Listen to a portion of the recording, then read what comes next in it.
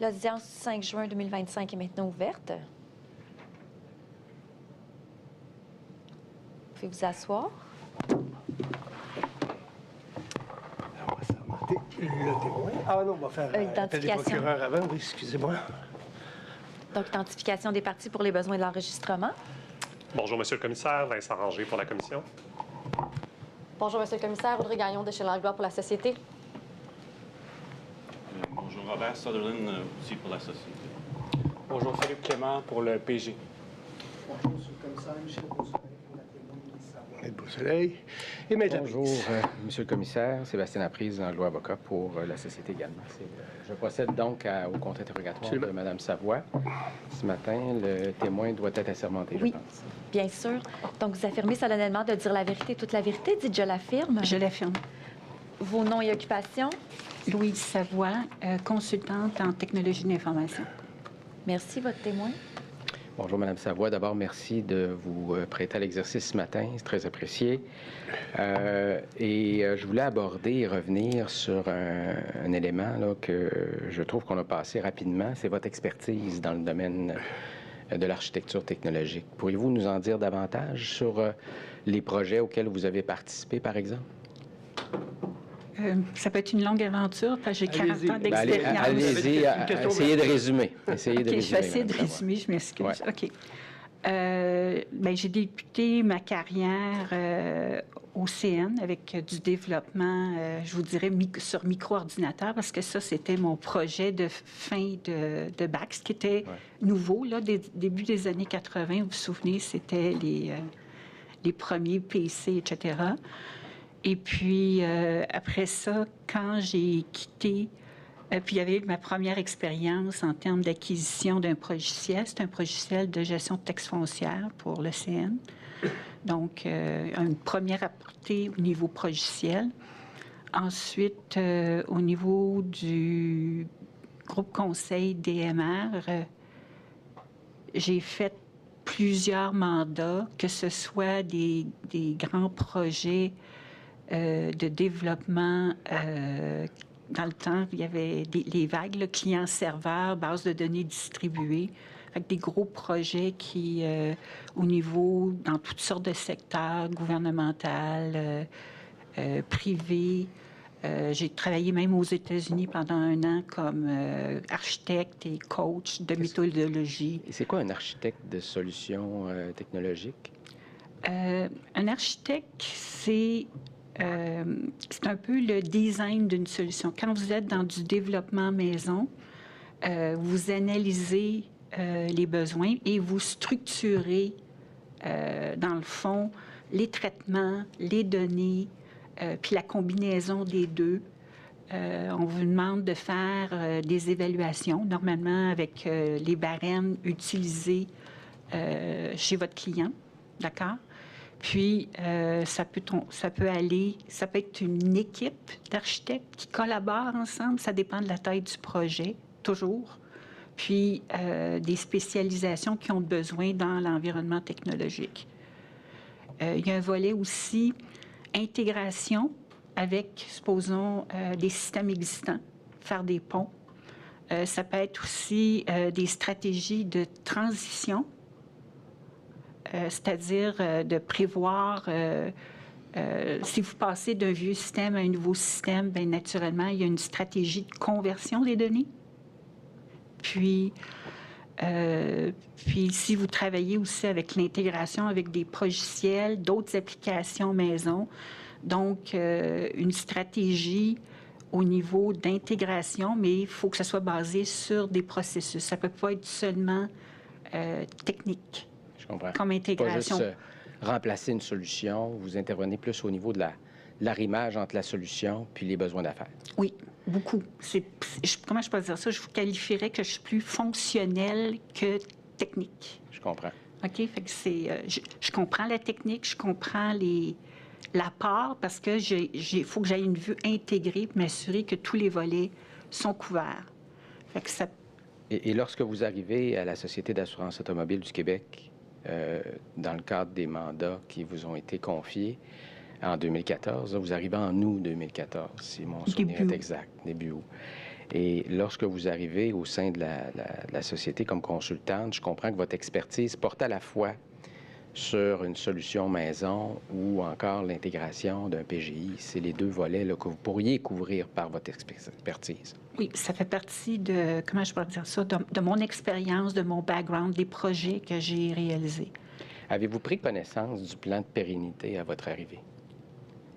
J'en ai vu quelques, je vous dirais, morceaux, mais mon mandat était réellement de faire une approche. Puis, est-ce que c'est à votre connaissance que le plan de pérennité reposait d'abord, historiquement, sur un développement maison ou le remplacement des solutions existantes? Oui, tout à fait. Un développement à très long terme sur une plateforme de développement. Et j'ai raison de dire que le mandat que vous avez à ce moment-là, c'est pas de revoir toute cette historique-là, puis de refaire la structure là, et l'architecture de cette hypothèse-là d'un développement maison. C'est pas votre mandat. Absolument pas. Okay. Je vais vous exhiber, Madame Savoie, un document que je vais devoir coter, Monsieur le commissaire, parce qu'il n'est pas coté. Madame la greffière, on est rendu où? Ce serait 35 P203.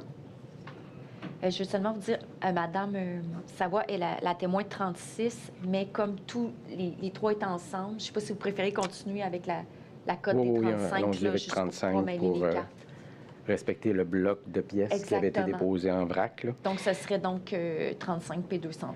35 P203. Ce sera, Monsieur le commissaire, la présentation du 10 septembre 2014.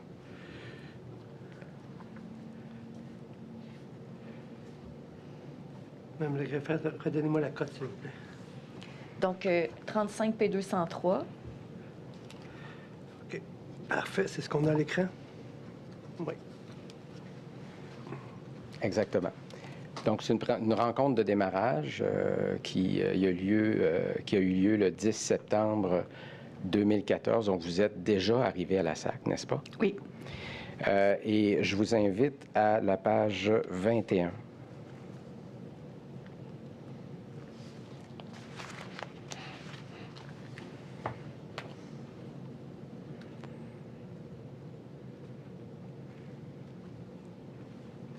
Pourriez-vous en faire la lecture? Suite aux travaux qui ont eu lieu de septembre 2013 à juin 2014, il apparaît qu'un ensemble de logiciels génériques pourrait répondre à un ensemble de besoins d'affaires. Je m'arrête ici. Quel souvenir avez-vous de ce constat de la société lorsque vous arrivez à la SAC? C'est pas mon constat. À vous? Je comprends, mais quel souvenir en avez-vous? Le fait qu'ils ont fait des travaux, que la société a comme conclu que c'est un point de départ pour moi. Oui.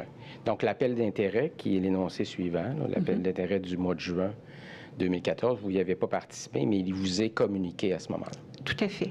Est-ce que le résultat de cet appel d'intérêt vous est communiqué également?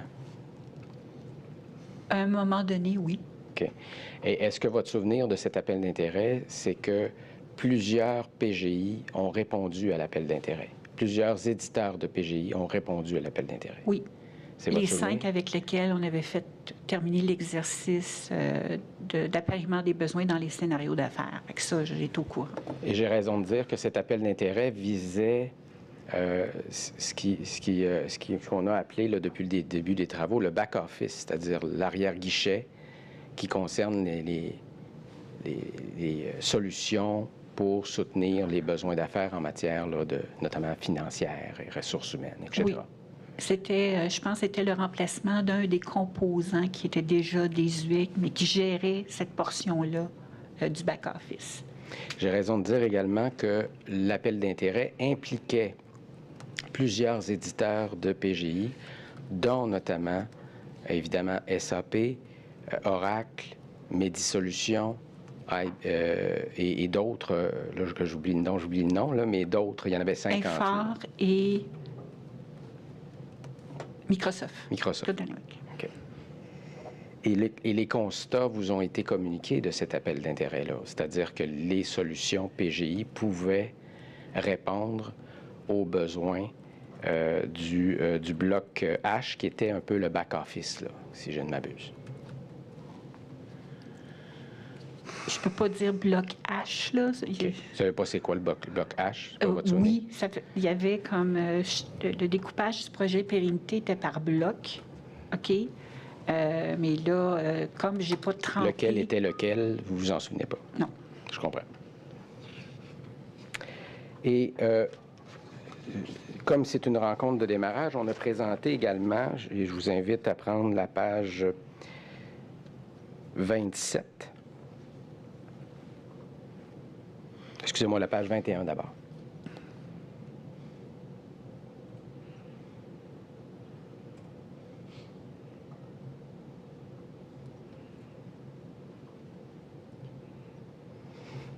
Donc, on aborde ici, là, ce que vous avez à l'écran, c'est les thèmes que le positionnement PGI va reprendre. J'imagine que ça a été porté à votre connaissance, ces thèmes-là?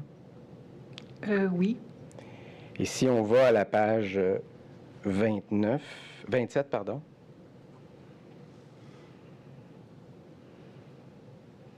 On présente l'organisation du mandat de positionnement PGI. Et je comprends là, que si vous voyez comme moi à droite, là, expertise et vigie PGI, on voit votre nom, Louise Savoie.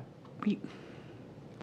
Et on note en dessous, là, éditeur du PGI en place à la SAC, visite d'entreprise, organisme de veille TI, exemple, Gardner.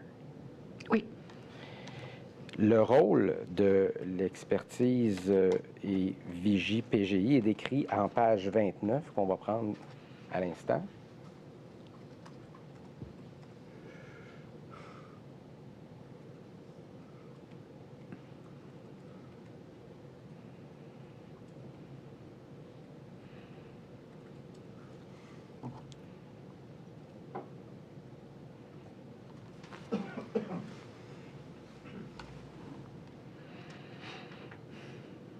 Page 29.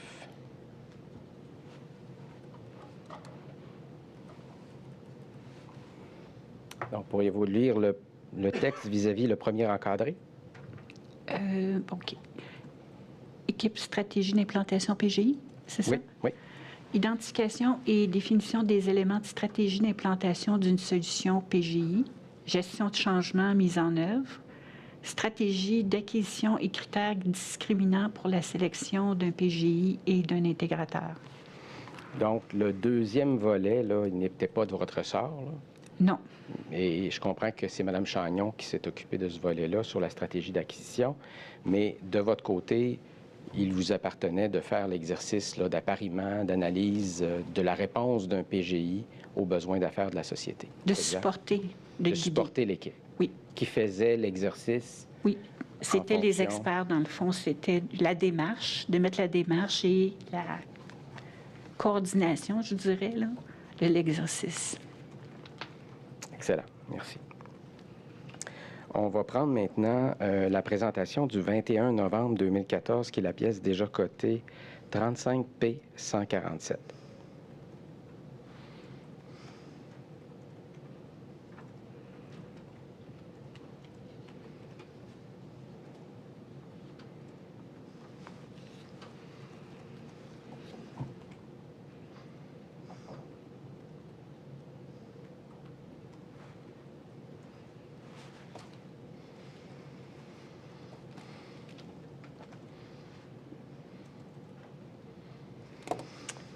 Donc, c'est une présentation qui est faite au comité directeur du plan de pérennité. J'avais 21 novembre 2014. C'est indiqué 16 décembre. C'est pas la nouvelle pièce. C'était indiqué 16 décembre, mais... Monsieur le commissaire, l'histoire qui se répète.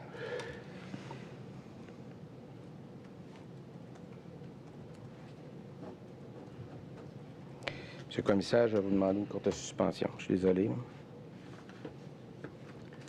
5 minutes. Vous me demandez 5 minutes? Oui, s'il vous plaît.